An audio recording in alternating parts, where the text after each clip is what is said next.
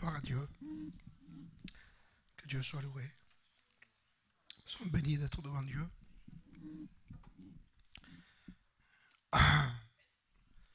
Dieu est grand. Et il est en train de me dire, Dieu est grand. Et pourtant, je peux lui faire du mal. Dieu est grand. Ton amour est si puissant. Et pourtant, je peux le blesser. Je peux le faire pleurer. Je suis en train de sentir un peu, certainement, la douleur de Jésus. Trahir Jésus. Il y a des frères qui ont chanté ce cantique que vous avez chanté ce matin. Tu es grand. Ton amour est grand. Et pourtant, ils ne sont plus là. Hein? C'est-à-dire qu'on ne peut pas. Nous devons avoir un regard très profond sur nos cœurs et ne pas nous fier aux sensations qui peuvent se passer dans le culte. Ce que nous ressentons ici,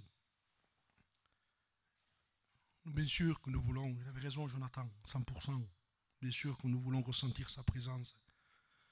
Nous voulons l'onction de Dieu. D'ailleurs, nous la voulons, nous faisons même tout dans l'église, nous essayons du moins, essayer d'apporter de la justice. Nous essayons de voir le mieux pour un programme. Si un frère, une sœur aura commis une faute, on essaie d'y aller avec amour pour la reprendre. Donc pourquoi nous faisons ces choses? Parce que nous voulons que Dieu soit au milieu de nous. On veut qu'il y ait l'onction de Dieu. Et ça nous fait tellement de bien de la ressentir aussi. Hein? Ça fait tellement de bien des fois de savoir qu'il est là. On le sent, ça nous fait du bien. Mais ce n'est pas le primordial. Je n'ai pas besoin de dire à mon fils tous les jours, je t'aime, je t'aime, je t'aime. Il sait que je l'aime. Et il sait qu'il peut compter sur moi. Il le sait. Même si je ne lui dis pas que je l'aime. Il le sait. Il sait que son père est là. Et il sait que ce que son père a, le peu qu'il aura, tout sera pour lui. Il le sait. C'est une conviction qu'il a dans son cœur. Il le sait parce qu'il a tellement eu de contact avec moi. Il a tellement eu de communion avec moi. Il a tellement mangé avec moi à table. J'ai tellement parlé avec lui. Je me le suis élevé.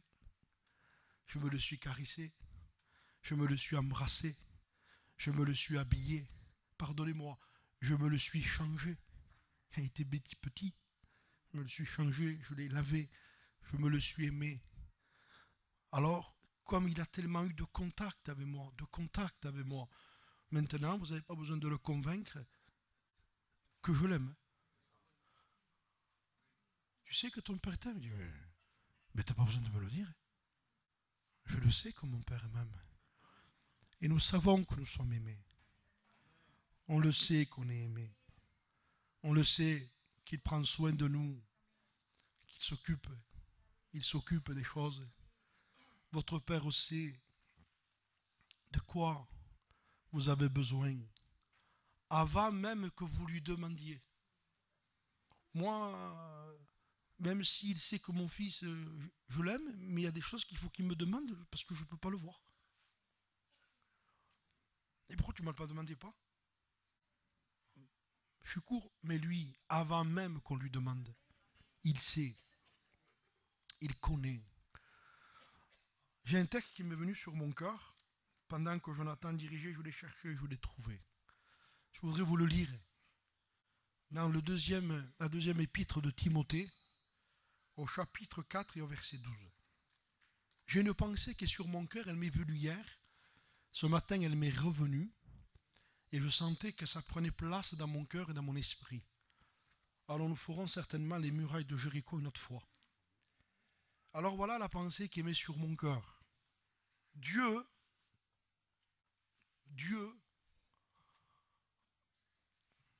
c'est avec tout notre cœur.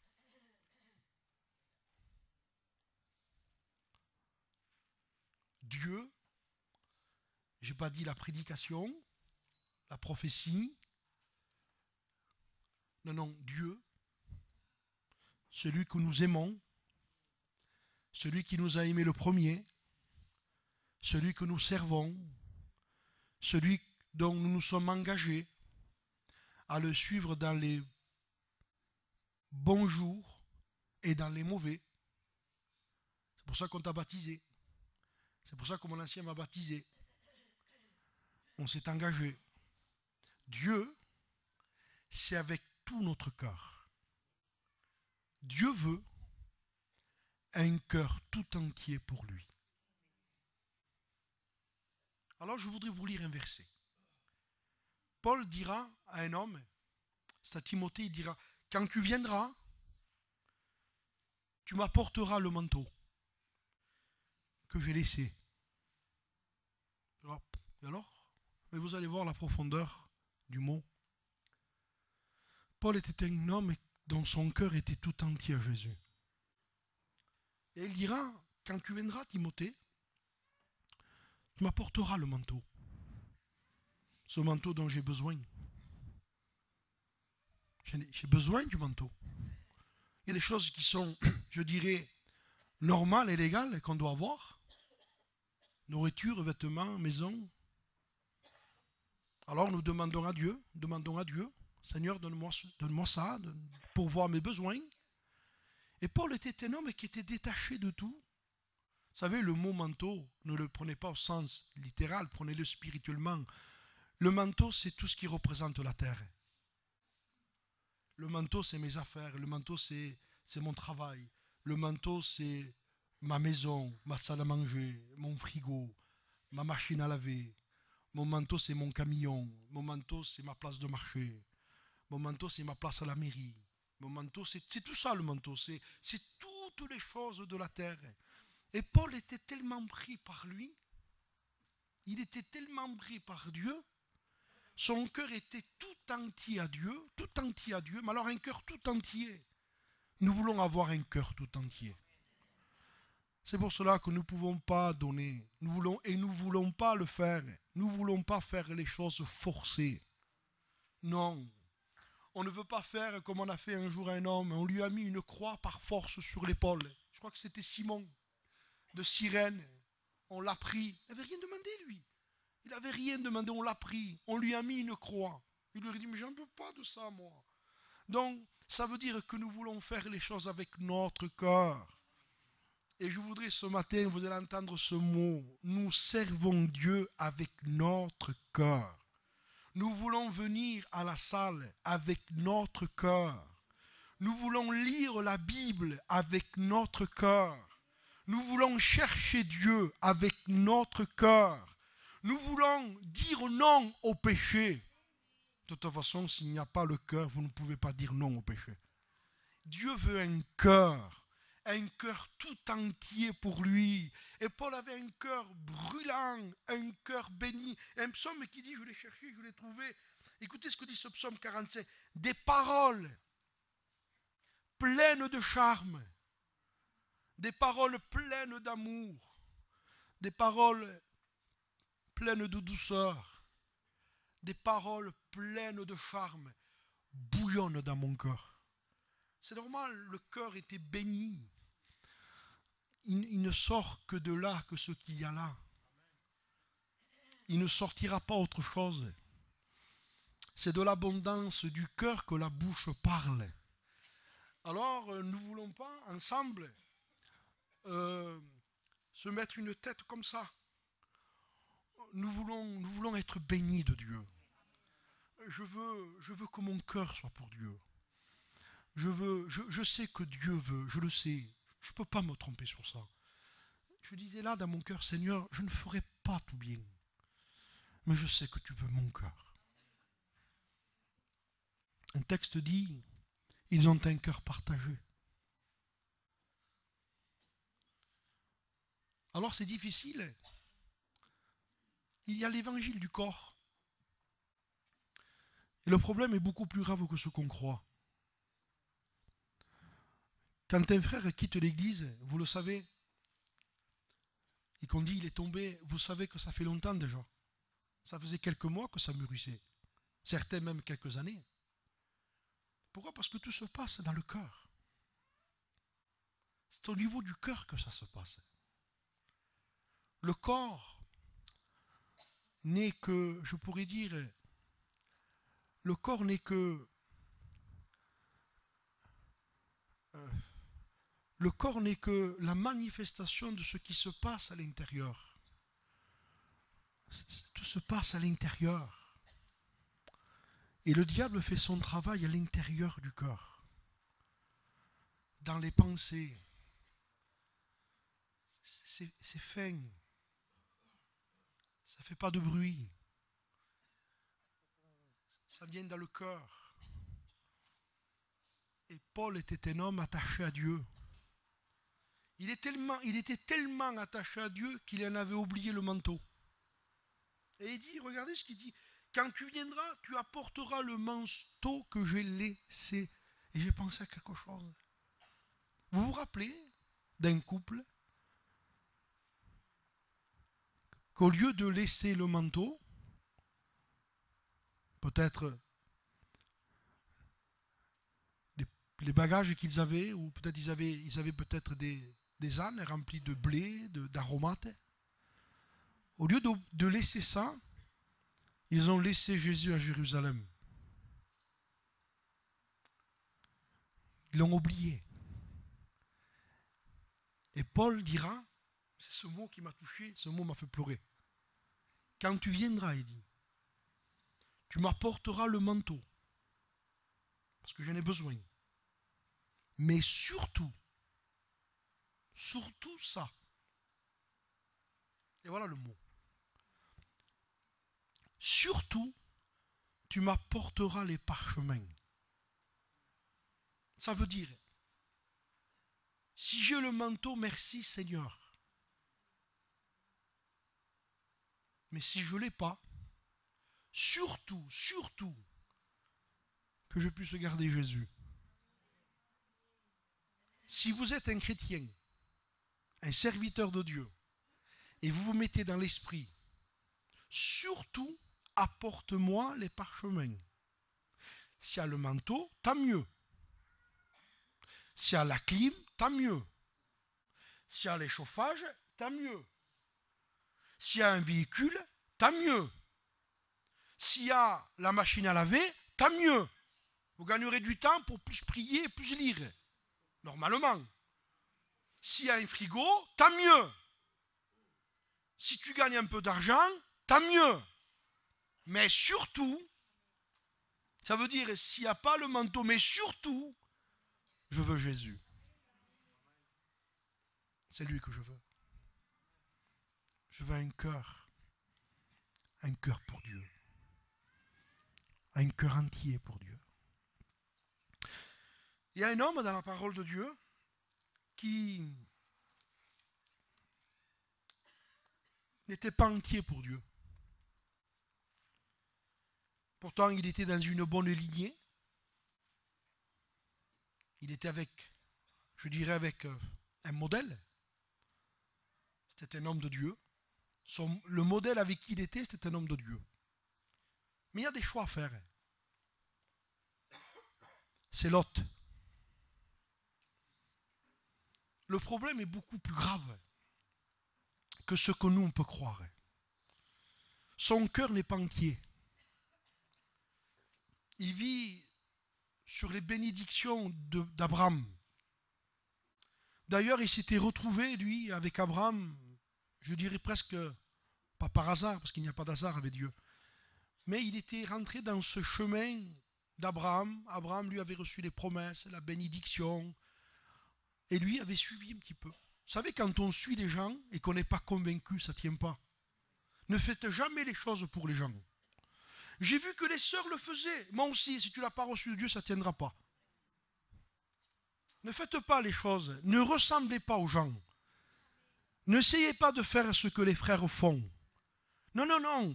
Il faut que le Seigneur marque notre cœur. On ne vit pas en groupe. On ne dit pas... ça ne tient pas de toute façon. C'est chacun individuel. Il faut que chaque cœur ait sa propre expérience avec Dieu. Il faut que chaque cœur soit dans la main de Dieu, que chaque cœur soit attendri, je pourrais dire réchauffé. Il faut qu'un... Vous savez, mon cœur bouillonne. Mon cœur bouillonne. Où c'est que ça bouillonne? Sur un feu. Vous me comprenez? Et il continue. Et je dis, qu'est-ce que tu dis? Je dis, mon œuvre est pour le roi.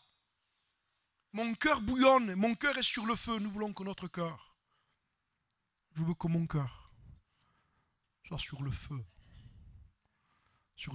de l'esprit. Après-midi, nous avons une journée de jeûne. Justement, nous pouvons avoir une journée sur le feu.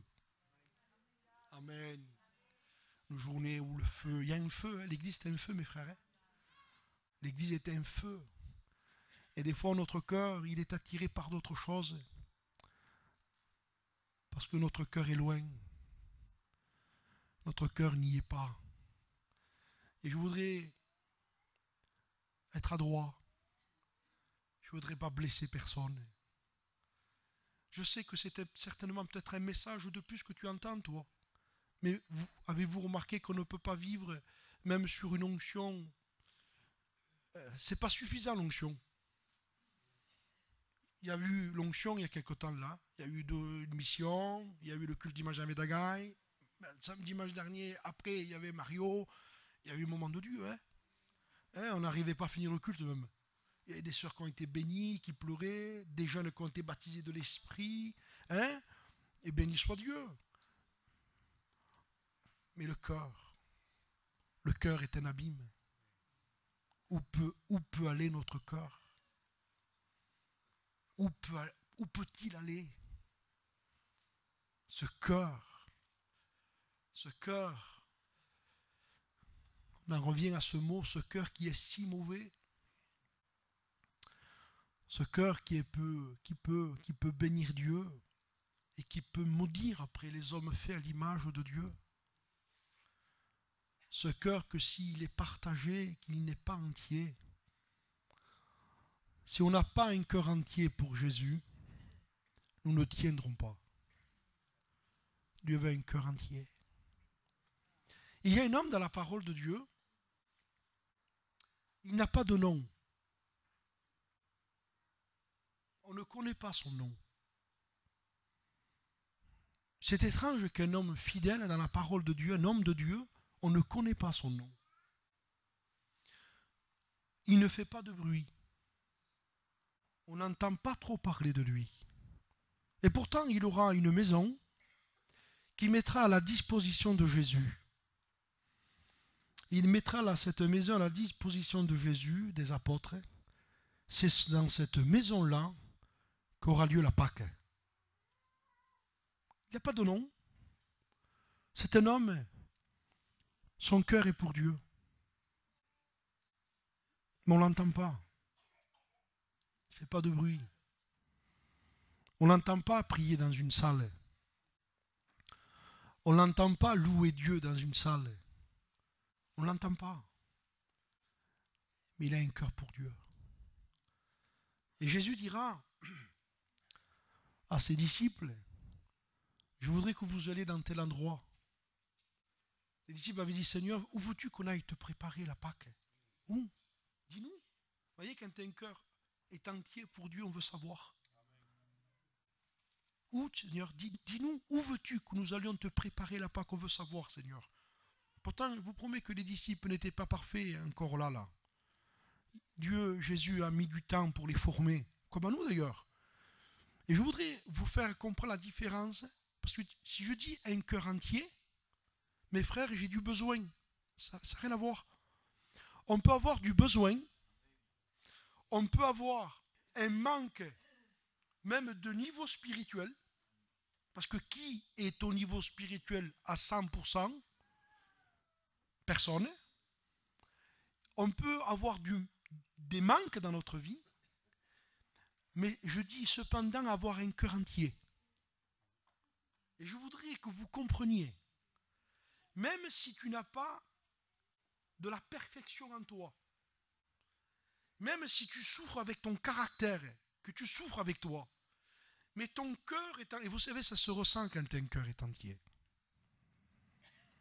Ça se sent. Quand un homme est entier, on le dit dans le monde, moi je suis entier. Voilà. Je fais les choses, je suis entier. Non, c'est non, oui, c'est oui. Il y a des hommes entiers dans le monde. Ils font les choses, ils sont entiers. Ils vont jusqu'au bout. Et nous avons besoin d'être des hommes, pas pour nous. Je ne veux pas être entier pour les frères. C'est dans le secret, avoir un cœur entier. Regardez ce petit verset de la parole de Dieu. Celui-là, il est magnifique. Dans le livre des rois 15, verset 14, le cœur du roi Asa était tout entier à l'Éternel. Et pourtant, juste plus haut, il est dit que certaines choses n'avaient pas disparu. Donc je dis, Seigneur, il y a des choses qui n'ont pas disparu de sa propre vie dans son royaume. Pourquoi? Donc il n'est pas entier. Non, il avait tout fait, lui. Il avait tout fait de tout son cœur. Il avait un cœur entier. Et le Seigneur vient chercher une église pas parfaite. Il vient chercher une église avec un cœur entier. Dieu veut un cœur entier. Et cet homme qui n'a pas de nom, qui ne fait pas de bruit, il est dit qu'il avait une maison, et le texte dit, cette maison était meublée, et vous le lirez dans l'évangile de Marc, chapitre 14, je crois. Elle était meublée et toute prête. Et voilà comme j'ai imaginé ça un jour, plus jeune, en lisant ce passage. Il se levait le matin. Première chose le matin qu'il faisait, il dit à sa femme, il faut qu'on aille à la maison. Pourquoi faire? On l'a fait hier, il faut le refaire. Il faut passer le balai, il faut nettoyer, faire la poussière. Dieu m'a dit que son fils Jésus viendra là. Il était concentré, il avait un cœur entier. Et tous les jours du monde, vous savez mes frères, quand on dit nous, on le fait, on est ensemble. Par exemple, il y a de la négligence, on sent qu'il n'y a pas une vie de communion avec Dieu, une vie près de lui. Et on sent qu'on n'en souffre pas. Vous savez, c'est dangereux quand on ne souffre pas et qu'on n'a pas de contact avec Dieu.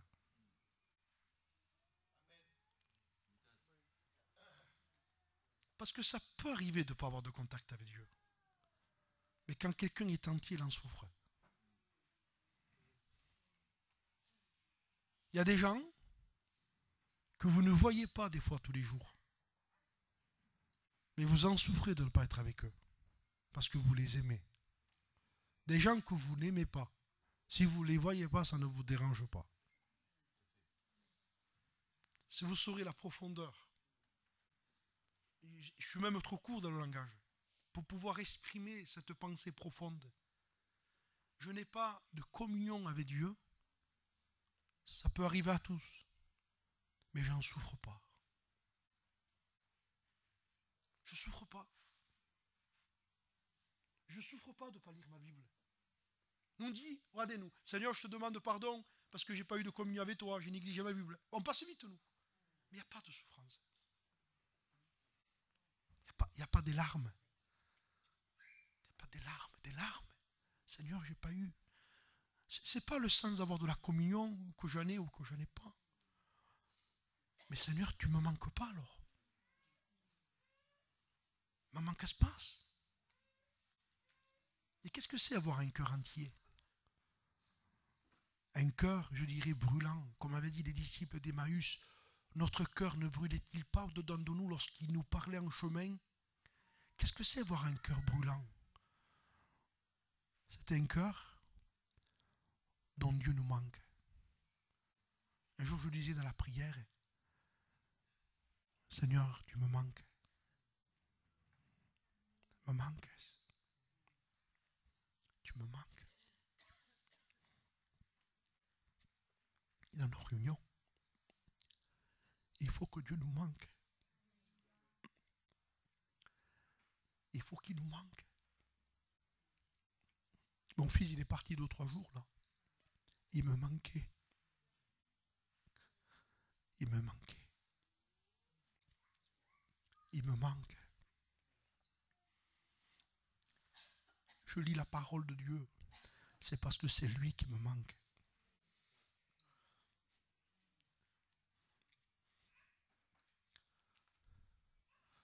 Le problème est beaucoup plus grave, mes frères et sœurs, que ce que vous croyez, vous. Je te pose une question ce matin. Connais-tu Jésus? Est-ce que tu le connais? Est-ce que ton cœur a été marqué? Est-ce que tu te prépares? Est-ce que la chambre est haute? Les meubles sont à leur place? Est-ce que la poussière est faite? Et un jour, il s'est levé. Il rencontre des hommes. Un homme portait une cruche d'eau et les disciples étaient derrière. Les disciples sont rentrés. Ils l'ont regardé, il nous dit, « Hein ?»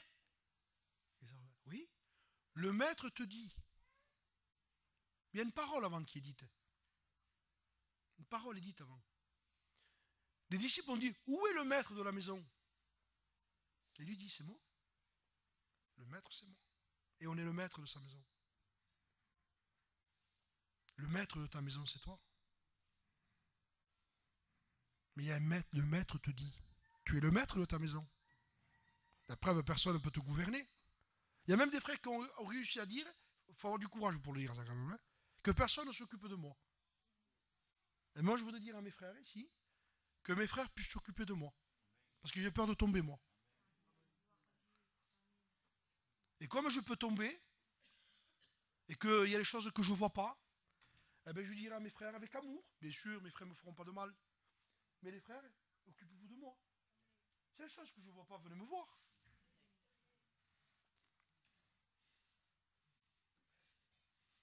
Vous comprenez? Et lui dit, je suis le maître, moi. Le maître te dit, où est le lieu? Le lieu que tu as préparé. Voilà ce que demande le. Où est le lieu que tu as préparé? Comme cet homme avait un cœur entier. Il a dit, venez. Il leur montra une chambre meublée, toute prête. C'était prêt. Un cœur entier. Je vous promets que s'il y a quelqu'un qui ne fait pas tout bien, c'est moi. Ma compagne pourrait vous le dire. Mais je veux un cœur entier. Je veux être vrai. Je veux aimer la présence de Dieu. Je veux aimer me tenir devant Dieu. Je veux aimer avoir de la communion avec Dieu. Je ne veux pas que simplement ce soit le manteau qui prime dans mon cœur. Timothée, apporte-moi le manteau. Je l'ai laissé. Vous voyez, ce rongement-là, on les rongeait. On les rongeait parce qu'on veut posséder, on veut des choses de la terre. Alors on souffre, on veut réussir, on veut bâtir, on veut amasser. Vous savez ce que dit la Bible? Là où sera ton trésor, là sera ton cœur. Mais à quel moment il dit ça? Pour ceux qui connaissent la Bible, à quel moment il le dit ça? Au plus haut. Eh bien, il le dit au moment où Jésus dit, ne vous amassez pas. Ne vous amassez pas des trésors sur la terre. Ne vous amassez pas des trésors sur la terre. Ne vous amassez pas des trésors sur la terre. Car là où sera ton trésor, là où sera ton trésor, c'est quoi ton trésor? C'est quoi mon trésor? Là où sera ton trésor, là aussi sera ton cœur. Il est dit que le roi Salomon, il y a des expressions que je ne voudrais pas dire. Pourtant elles sont bibliques, mais je ne veux pas les dire. Mais j'en ai. Il dit que son cœur aima. Son cœur aima. Et une expression dit dans la parole de Dieu, Salomon, son cœur, ne fut pas tout entier à l'Éternel. Il n'avait pas un cœur entier. Un jour, le Seigneur a dit à un homme, c'était Jéroboam, je crois.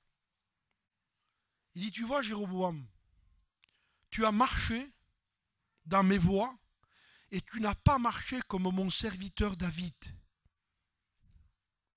qui lui a marché avec moi de tout son cœur. Dieu veut le cœur. Dieu veut qu'on le loue de tout notre cœur. Même si on le loue mal. Ça peut arriver. Mais il veut le cœur. Dieu veut qu'on le loue de tout notre cœur. Il veut compris de tout notre cœur.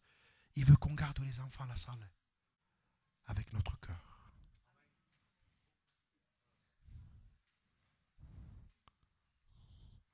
Si on prendrait quelques petits, qu'on les ferait monter là. Si on les laisse parler, on serait obligé de vous sanctionner. Vous avez entendu les petits parler? J'ai été chez Gino il y a 2 jours, je mangeais. Et on parlait de ça, des enfants. Petit venait vraiment, Kina, il m'a dit, tonton, tu vois elle, ce qu'ils me font. Non mais je rigole pas là, moi, je veux pas rire. Hein. Ne rigolez pas, j'ai pas envie de rire, hein. Franchement, j'ai pas envie de rire. Hein. J'ai dit, ouais, tonton, on te fait tout ça? On te dit tout ça, tonton? Oui, tonton, on me dit ça. Le problème est beaucoup plus grave. Hein. Ah oui. Dieu veut notre cœur. Eh oui. Dieu veut qu'on nettoie la salle avec notre cœur. Dieu veut que je garde l'église avec mon cœur. Dieu veut que j'aille voir mes frères. Le lundi, on va chez l'oncle Sino. Mais Dieu veut que je le fasse avec mon cœur. Je viens me voir, moi, c'est pas canaya. Je ne veux pas le faire. Dieu m'est témoin que je ne veux pas le faire. Je veux le faire avec mon cœur. Je veux visiter mes frères avec mon cœur. Je veux être avec mes frères. Je veux faire les choses avec mon cœur. Et je veux prier Dieu, Seigneur, bénis mon cœur. Tout vient de mon cœur. Voilà ce que dit la Bible. Il dit, un texte dit, c'est du cœur que viennent les sources de la vie. C'est du cœur. C'est du cœur que sort le mal. C'est du cœur que sort la folie. C'est du cœur que sort l'adultère. C'est du cœur que sort la calomnie. C'est du cœur que sort l'orgueil. C'est du cœur. Tout vient du cœur. Et Paul, homme spirituel, dira à Timothée, mène-moi le manteau. Ce qu'on est capable de faire pour le manteau, mes frères. Ah ben, j'en ai besoin, moi. Hein. On le sait que tu en as besoin. Tout le monde a besoin d'un manteau, surtout qu'il fait froid. Mais Paul dira surtout, porte-moi les parchemins. Pourquoi il dit surtout, porte-moi les parchemins? Surtout, porte-moi les parchemins. Je vais vous traduire ce que ça veut dire ça. Surtout, porte-moi les parchemins. Ça veut dire, Timothée, si tu dois choisir entre le manteau et les parchemins, amène-moi les parchemins. Je peux faire mais avoir froid, mais avoir Jésus.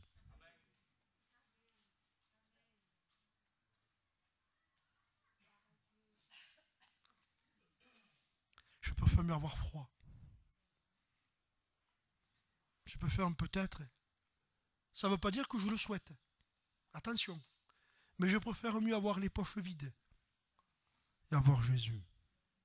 Amen. Tu l'as passé? Non, tu ne peux pas dire Amen. Moi, je l'ai passé. Et plusieurs fois, je l'ai passé. Ou j'en ai pleuré même. Je pleurais. Parce qu'il y a une souffrance quand même que vous ne vouliez pas. Vous voyez, les enfants, la vie. Et à un moment donné, le Seigneur me mettait toujours devant un choix.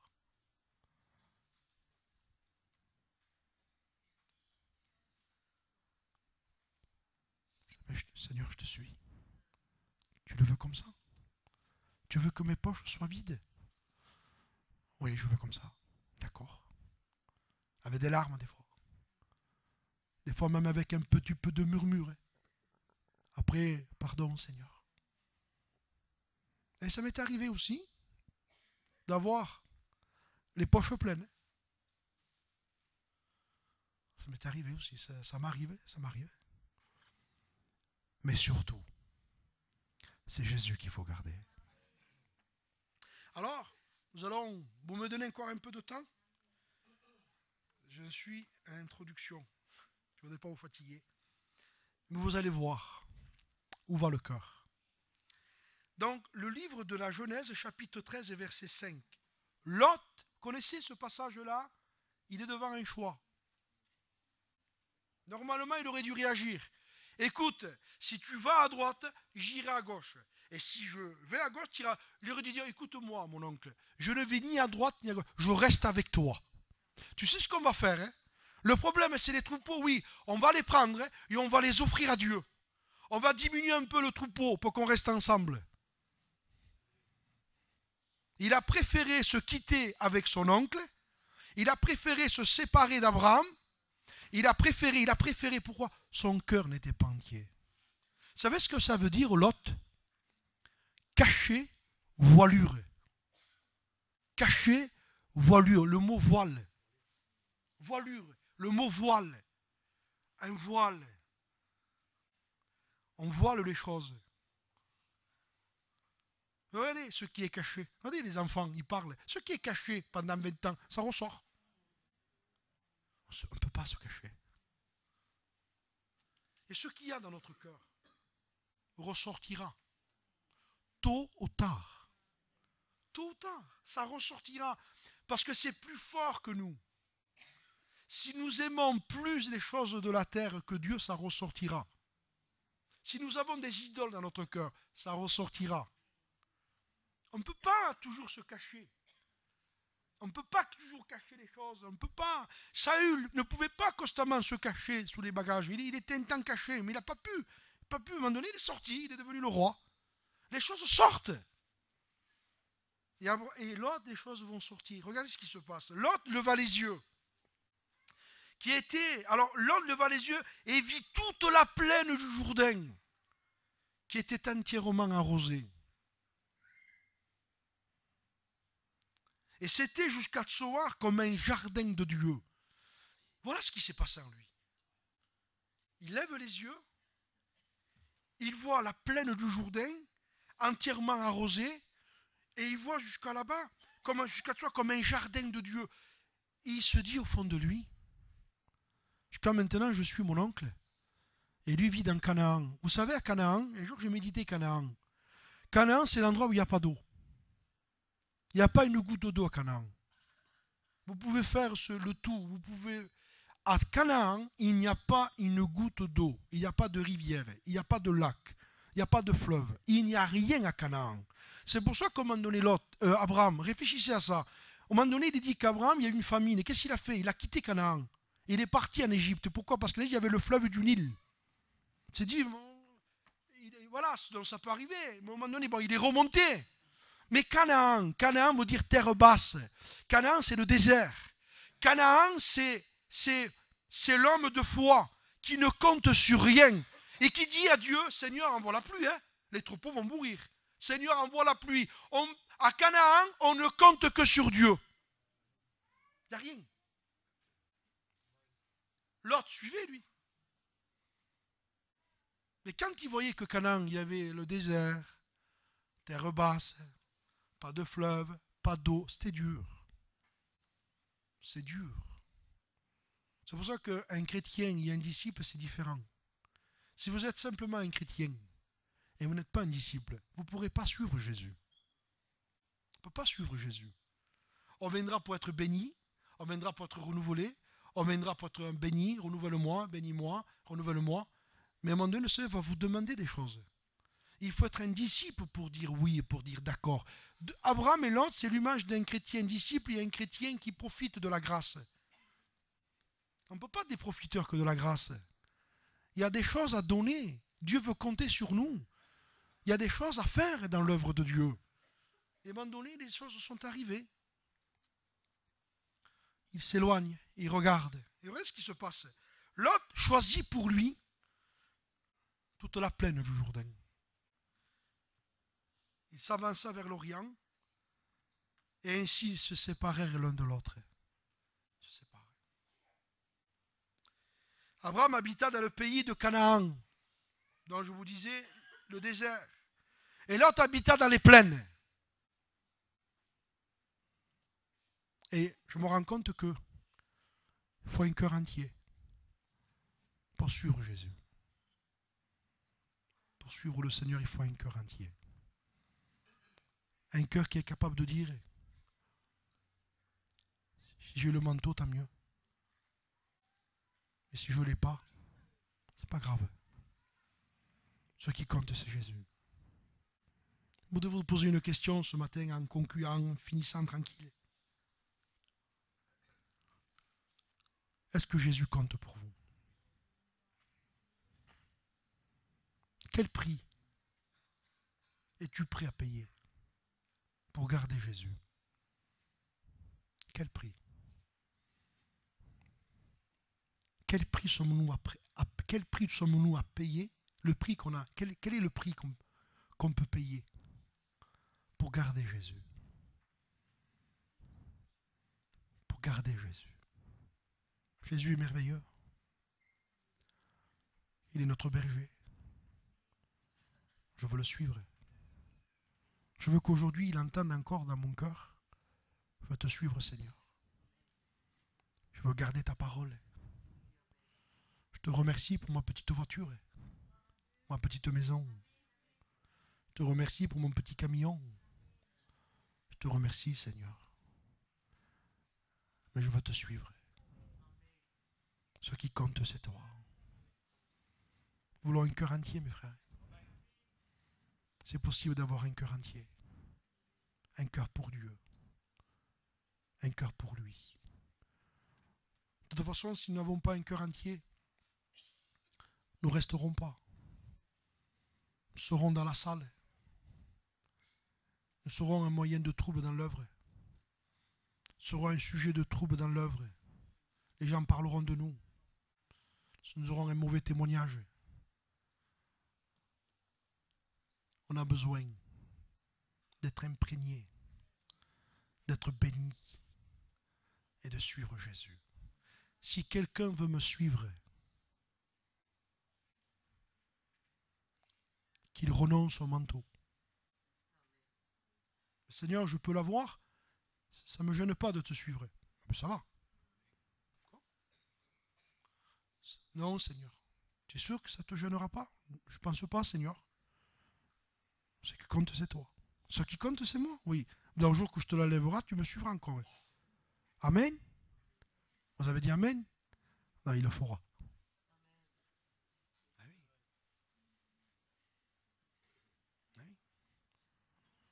Écoutez, mes filles, retournez vers vos dieux. Je n'ai plus de fils. Pourquoi viendriez-vous avec moi? Allez-vous-en chacun dans votre vie, vos dieux. Allez. Non, ne te quittera pas. Non. On reste avec toi, Reste avec toi. Et vous connaissez l'histoire. Orpa embrassa et dit sa belle-mère. Et de suite après, elle retourna vers ses dieux. Nous arrivons à la fin, là nous sommes en 2017. Et nous allons voir celui qui sert Dieu et celui qui ne le sert pas. Nous allons voir les gens qui sont sur le rocher.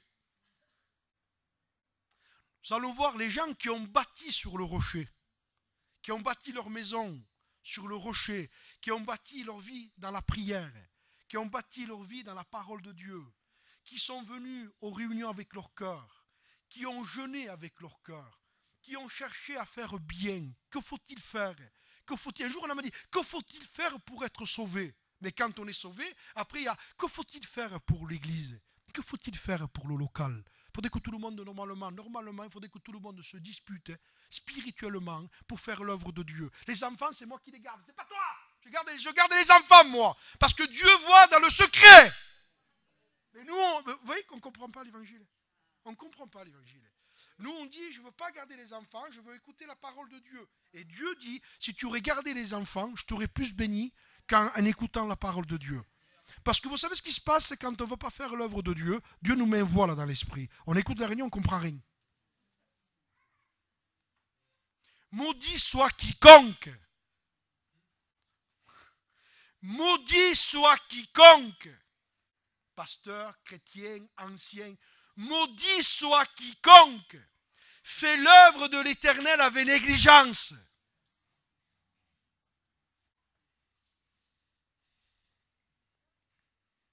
Lot, fais attention. Tu n'as pas un cœur entier. Qui, moi, je suis le neveu d'Abraham. Moi, je viens Moi, je viens d'une lignée, mon œil. La lignée. Mon arrière-grand-père Manico. Moi, je viens d'une lignée. Parle de moi, là. Je viens d'une lignée. Nous, on sait faire une réunion. Même d'évangélisation, on sait le faire, nous. On sait tellement de choses qu'en fin de compte... voilà. On sait tellement de choses qu'à la fin de compte... Dieu dit, comme vous savez trop, j'ai plus rien à vous apprendre.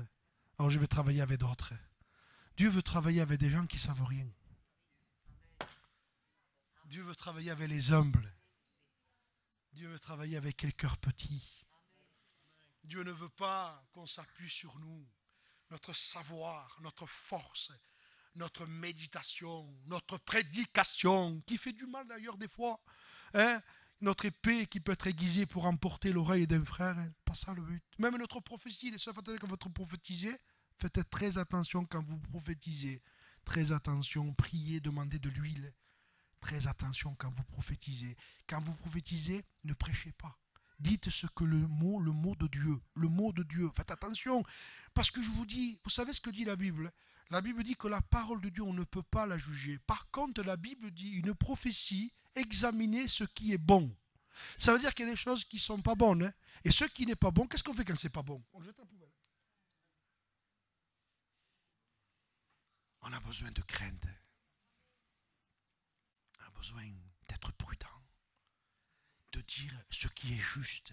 Pas plus, pas plus. Vous voyez, dans ma prédication, je dois dire ce qui est juste. Pas plus. Si je dis plus, c'est plus l'esprit qui le dit. C'est plus le conseil de la Bible après. Après, c'est l'homme. Vous comprenez? Et si on s'étend, si on veut aller trop loin, c'est plus l'esprit, c'est plus la parole. C'est l'homme qui fait les choses. C'est l'homme qui fait les choses. C'est l'homme. On n'a pas besoin d'homme. On a besoin de l'esprit. L'autre, fais attention, ton cœur n'est pas entier pour le Seigneur. Tu vas faire des choses graves. Je vous demande pardon, mes soeurs, avec beaucoup de respect aux frères et aux hommes frères qui sont anciens. Faites attention, l'autre, tu vas faire des choses graves. Ton cœur n'est pas entier pour Dieu. Tu joues avec Dieu. Marie, tu vas perdre Jésus. Fais attention, Marie. Mais non, tu vas le perdre. Mais c'est moi qui ai infanté Jésus. Tu sais qui je suis la mère de Jésus. La mère de Dieu. Sur la mère de Dieu. La mère de Dieu, c'est moi, t'es pas plus que Marie, toi, elle a enfanté Jésus, elle, t'es plus que toi. C'est Jésus qui t'a enfanté à toi. Et elle a enfanté Jésus. Tu vas perdre, Marie, fais attention, les habitudes sont rentrées, tu n'es plus béni, tu es plus sous l'onction, tu n'as plus un cœur entier, tu commences à négliger. Les choses prennent de la place, le manteau a pris de la place, Marie. Tu as eu Jude, tu as eu José, tu as eu l'autre, tu as eu des enfants, ils ont grandi, ça a pris ton cœur. Le cœur est vite pris. Vite pris. Faut un marché, faut gagner de l'argent, ça y est, le cœur il est pris. Non, même si on fait le serein, tout se passe à l'intérieur. C'est le cœur qui est touché. Le cœur. Et le diable sait que s'il arrive à gagner notre cœur, il nous a gagné. Il le sait, ça, lui. Il le sait que s'il arrive à gagner le cœur, il nous a séduit et il nous a eu. Qu'est-ce qu'il est dit? Elle l'a endormi sur ses genoux. Elle l'a endormi. Et quand elle a réussi à l'endormir, elle a réussi à le madouer. Samson lui ouvrit tout son cœur. Il a ouvert tout le cœur. Tout se passe au niveau du cœur. Fais attention, Marie. Oh, 12 ans, il monte là-bas. Et il monte à Jérusalem, à la fête de la Pâque, la fête des Juifs, qui était commémorée chaque année. Et ils offraient gloire à Dieu, louange à Dieu. L'Éternel est notre Dieu, l'Éternel est saint, saint, saint. Vous en voulez des paroles, vous en voulez, vous m'excusez, j'ai un passage, il est terrible, je l'ai écrit ce matin. Écoutez ce passage extraordinaire. Quand ce peuple s'approche de moi, il m'honore de la bouche et des lèvres, mais son cœur est éloigné de moi. Alors vous en voulez de la commémoration, le pain, le vin. C'est pas ça. C'est le cœur. Le cœur dans le secret, le cœur à la maison, le cœur dans notre chambre, le cœur quand je conduis. Mon cœur, c'est mon cœur. Mon cœur veut être entier. Quand j'ai péché, ça peut arriver? Oui, quand j'ai péché, je veux me repentir. Je veux crier à Dieu.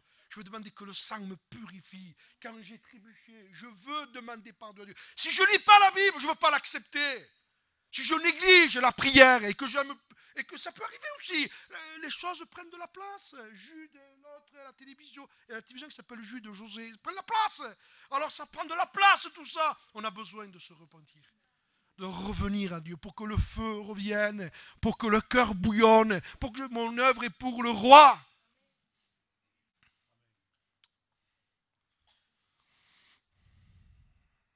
Et les choses sont arrivées. Voilà comment ça s'est passé. Joseph, ouais. Ça fait 12 ans qu'on fait ça. Madame, ouais, la réunion et tout, le culte, hein. Tout se passe à l'intérieur. On veut vite partir. Les choses de Dieu ne nous intéressent plus. Le jeûne, c'est devenu démodé même. Quand on est charnel, il n'y a pas plus démodé que les choses de Dieu. C'est démodé, la prière, notre Bible dans un coin. Allez Joseph, allez. En plus je la vois en plus, hein, dominatrice. Je la vois, on dirait que le Seigneur me la montre. Allez. Et je lui ai dit non, écoute, c'est moi la mère de Jésus, c'est pas toi. Allez. Elle est partie. Mais quand ils sont arrivés là-bas, Jésus, où il est? Oh, Jésus, où t'es? Ils avaient fait 300 kilomètres. Un jour, j'avais regardé, j'avais compté. 300 kilomètres. Ils sont arrivés à Nazareth, 300 kilomètres. Ils ne se sont pas aperçus que Jésus était avec eux. C'est possible que je m'en aille à Lyon et quand j'arrive là-bas, je m'aperçois que ma femme n'est pas avec moi. Il y a un problème, non? Où est Jésus? Où est Jésus? Tu as plus voulu le manteau que les parchemins. Plus le manteau que Jésus. Tu as ton manteau, mais tu n'as pas Jésus. Ah, tu as tes choses. Tu as ta maison, tu as des sous, tu as ceci, tu as cela, tu as la cafetière, tu as tout. Merci Seigneur. Tu as la machine à laver, tu as tout. Il te manque rien. Le téléphone, tu as tout. Même des enfants, même les petits ont des sous. Sur les comptes et tout. Tu as tout. Tu as le manteau. Merci Seigneur. Où est Jésus? Prie. Témoigne. Si on pourrait se mettre dans la gauche, là-bas, on le ferait. Vous savez pourquoi? Parce qu'on n'a rien.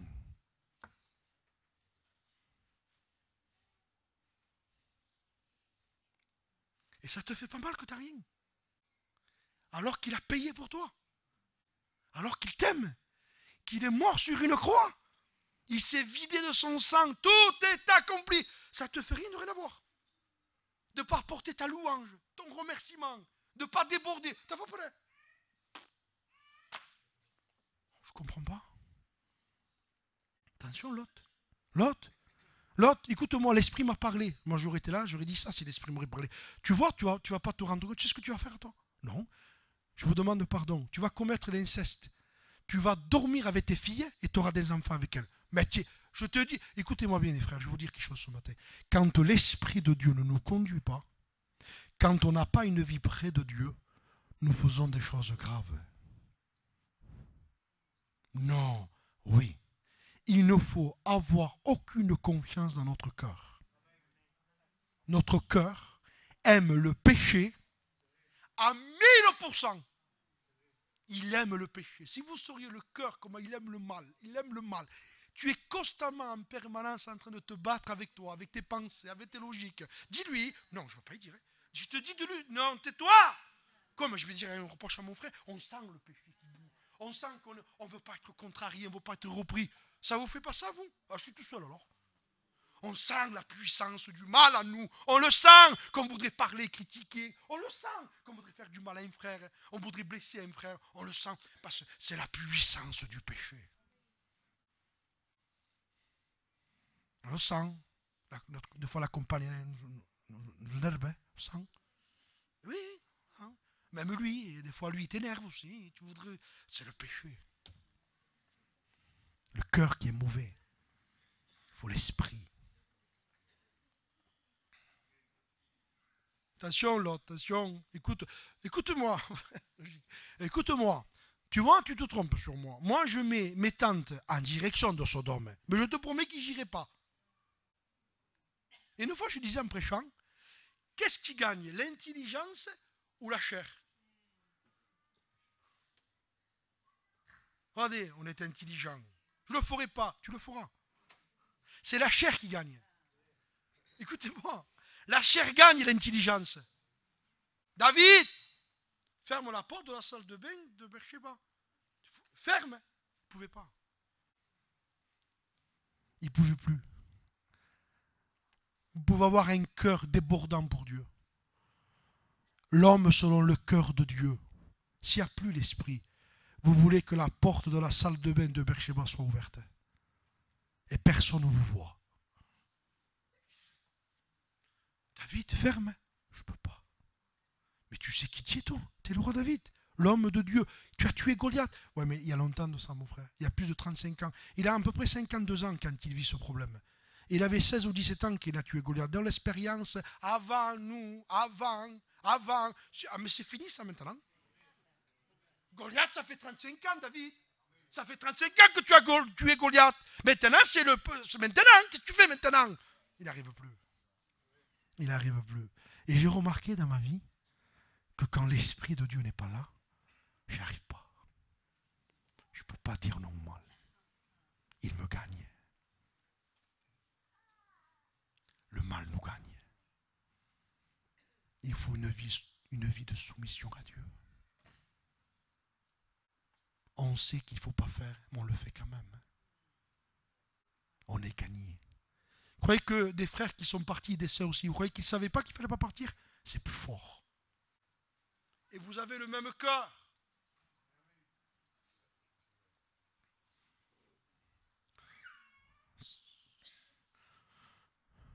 L'autre, attention, non, j'irai pas, je te dis que j'irai pas. Je suis là devant les plaines, j'irai pas, Sodome. Je vous lis, je finis. Allez, je conclus. Lot habita dans les villes de la plaine. Eh oui, les villes de la plaine, il y a plein d'eau. Eh oui, il y a plein d'eau. C'est logique, c'est-à-dire faire les marchés au Bénin ou à la plaine à Marseille. À la plaine à Marseille, hein. Qu'est-ce au Bénin? Il y a une personne. Il va à la plaine à Marseille, hein. Comme le mangeau. Mais c'est tout à fait normal. Les plaines, il y a la plaine, il y a l'abondance, il y a l'eau. L'eau qui coule à flot. Écoute, on n'a même pas besoin de prier. Abraham, fallait qu'il prie, lui. Il fallait que des fois Abraham se lève et dise, mon Dieu, c'est toi qui m'as dit de sortir. Tu sais que je te suis. Tu sais que je marche avec toi. Oui. Regarde, les troupeaux, ils vont mourir, Seigneur. Il n'y a pas d'eau. Envoie la pluie, Père. S'il te plaît. D'un coup, il y avait la pluie qui venait. À Canaan, il n'y a pas d'eau, Jonathan. Il n'y a pas d'eau à Canaan. C'est pour ça que nous, les chrétiens, les pasteurs, des fois, vous nous voyez, des fois, on est bizarre. On quitte Canaan, on va vers la plaine. Il y a en plus, on peut être des faux. Si c'est la volonté de Dieu. Mais tu as choisi de le faire. Un jour, un serviteur disait, avec beaucoup d'humour, c'était Yvon Charles qui disait ça. Un jour, il y avait un serviteur qui disait, frère, si c'est la volonté de Dieu, je le ferai. Et un pasteur disait, ne l'écoutez pas, il va demander à sa femme. C'est de l'humour qu'il le disait. Hein. Des fois, on dit la volonté de Dieu. Non, qu'à demander à me donner. Parce que même la volonté de Dieu, elle me dit que non, je ne vais pas. Mais j'y vais moi quand même, hein, parce que je n'écoute pas. Mais malheureusement, il y en a qui écoutent. Ils écoutent. La volonté de Dieu, des fois, ce n'est pas la volonté de Dieu. Des fois, c'est ma volonté à moi. Volonté à moi. Hein, c'est notre volonté à nous. Balaam n'y va pas. Non, je ne vais pas. Mais écoutez, tu partez pas à rentrer. Mais Dieu t'a dit non. Mais rentrez quand même. On ne sait jamais peut changer d'avis. Dieu ne change pas d'avis. Dieu ne change pas. Il est le même hier, aujourd'hui, éternellement. Il n'y a en lui aucun changement ni ombre de variation. Il ne change pas. Et voilà, je conclus. Hein. Je ne voudrais pas vous fatiguer aussi, ce n'est pas le but. Et Lot habita dans les villes de la plaine. Et il y a plein d'eau. Il y a impeccable. Il y a plein d'eau. Et là, voilà, on n'a plus besoin de prier. On fait les choses par nous-mêmes. On ne prie pas, on fait les réunions. Vous savez, si on fait des réunions sans prière, il n'y aura rien. Des réunions sans prière, des prédications sans prière. On se réunit, on ne prie pas, on ne cherche pas Dieu. Les âmes, de toute façon, vous le voyez, on a besoin de Dieu. Et vous savez pourquoi Dieu n'envoie pas l'eau de la bénédiction? Parce que Dieu veut qu'on s'humilie. Il dit, si un peuple s'humilie, Dieu veut qu'on le cherche. Il veut qu'on le cherche, qu'on réalise notre faiblesse, qu'on ne vaut rien, qu'on n'est pas capable de rien, mais il faut le réaliser ça. Parce qu'on peut dire, Seigneur, tu sais que je ne vaux rien, mais arrêtez, je me pense que je suis bon. Donc Dieu ne peut pas bénir.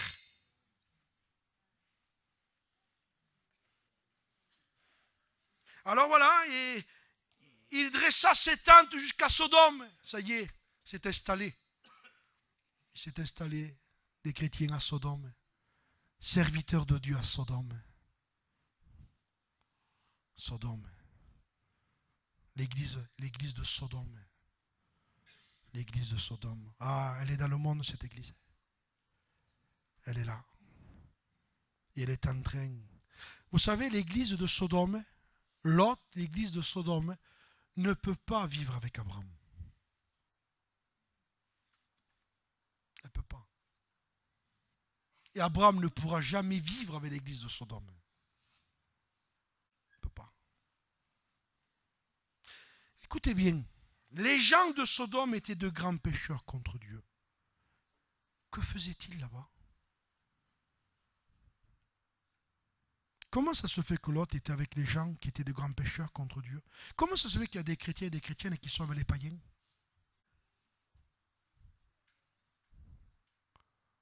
Et le plus fort, c'est qu'on se régale avec eux.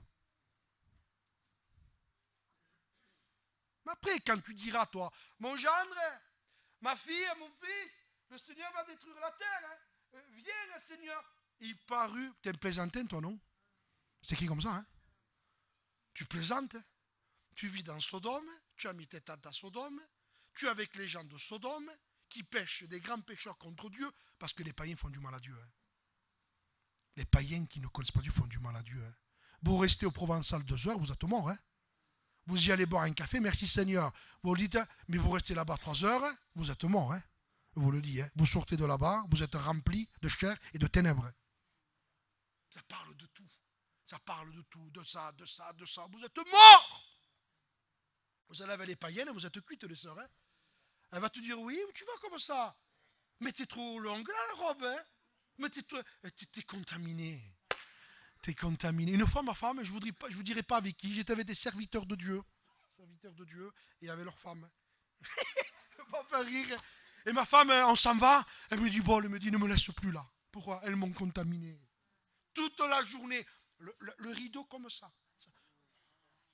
Toute la journée. Toute la journée, une femme de pasteur qui parle de rideaux, de magasins. Mais ça va pas la tête ou quoi? Oh! Mais où tu vas? Une femme de serviteur de Dieu.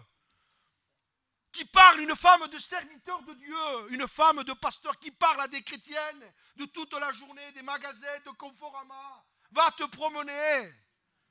On n'a pas assez de combats comme ça, nous. Qu'on essaie de garder une salle à manger quelques années, on ne va pas faire de crédit. Pour pas qu'on soit chargé. Et tu me mets le trouble. Les gens de Sodome. Et lui, il fait le spirituel, lui. Et oui, il y a des pasteurs qui font les spirituels en plus. Il vaudrait mieux qu'ils s'occupent de leurs femmes. Ça serait mieux. Je conclus. Eh oui, je finis. Et vous savez ce qui va se passer? C'est que Dieu va tendre la main. Parce que Dieu est bon. Il permet un conflit, Genèse 14, une guerre. Les 3 rois, 5 rois, je ne me souviens plus, guerre. Qu'est-ce qui se passe? Lot est enlevé. Vous imaginez? Il y a des conflits qui viennent de Dieu. Parce que Dieu veut nous sortir. Il faut que Dieu envoie des conflits, des problèmes, le feu, la tornade, le tremblement de terre. Et il est délivré. Quand vous lisez, il va comprendre. Alors, Abraham, un fuyard vient l'annoncer, Abraham l'hébreu. Je n'ai pas le temps de vous détailler ça, c'est magnifique. C'est la première fois que vous trouverez le mot hébreu dans le livre de la Genèse. Abraham vient l'annoncer à un fuyard, l'hébreu. Il part. Abraham l'en prend, il s'en va là-bas. Pour conclure, il ramène Lot, il ramène tout le monde. Et Abraham a un contact avec un d'eux là. Je crois que c'est le roi de Sodome. Lot est à côté de lui, confus, honteux. Parce qu'il ne parlait pas, Abraham, de ça, mais il devait dire, il avait raison, mon oncle. Il avait raison, je ne l'ai pas écouté. Il lui dit, écoute, Abraham, pas pour toi les richesses, laisse-moi les gens. Pas question. Tu gardes tout pour toi, arrange-toi, dis, donne la part aux autres. Je ne veux pas, je prends ni un cordon de toi. Le manteau du diable, j'en veux pas. Je veux les parchemins de Jésus. Je veux Christ. Ce qu'a fait Abraham. Il aurait dû comprendre, non? Et à partir de ce verset, le verset finit. Chapitre 15, chapitre 16, chapitre 17, chapitre 18, chapitre 19. Premier verset. Lot était avec les gens de Sodome à la porte. Il y est retourné. Il est retourné là-bas. Il finira sa vie en catastrophe. De lui, écoutez bien, je vais conclure, de lui naîtra les Moabites, les ennemis d'Israël. Et un chrétien charnel qui reste dans l'église, de lui devient un ennemi des chrétiens fidèles. Je peux aller, je finis.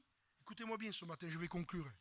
Quand on est charnel, méchant, mauvais et mauvaise, et qu'on n'a pas de repentance, qu'on n'est pas vrai, le diable se servira de nous pour faire du mal dans l'œuvre. C'est le chrétien charnel qui persécute le spirituel. Les Moabites sont nés, les ennemis sont nés, sont devenus des ennemis d'Israël, les enfants de Lot. Que Dieu nous garde. Il faut un cœur entier, les frères. Pas parfait. Abraham n'était pas parfait. David n'était pas parfait avec ce qu'il avait fait. Mais pourquoi il a un cœur entier? Parce que c'est un homme qui sait se repentir. C'est un homme qui sait être vrai, il sait reconnaître. Quand on sait reconnaître, se repentir, être vrai avec nous, Dieu dit, t'as un cœur entier, toi. Je suis avec toi. Amen. Un cœur entier. C'est important d'avoir un cœur entier. Pas un cœur partagé. Dieu ne veut pas du mélange. Dieu ne veut pas du mélange. Chez moi, Dieu ne veut pas du mélange. Il veut de la pureté. Que Dieu nous aide, mes frères. Amen. Nous voulons te remercier.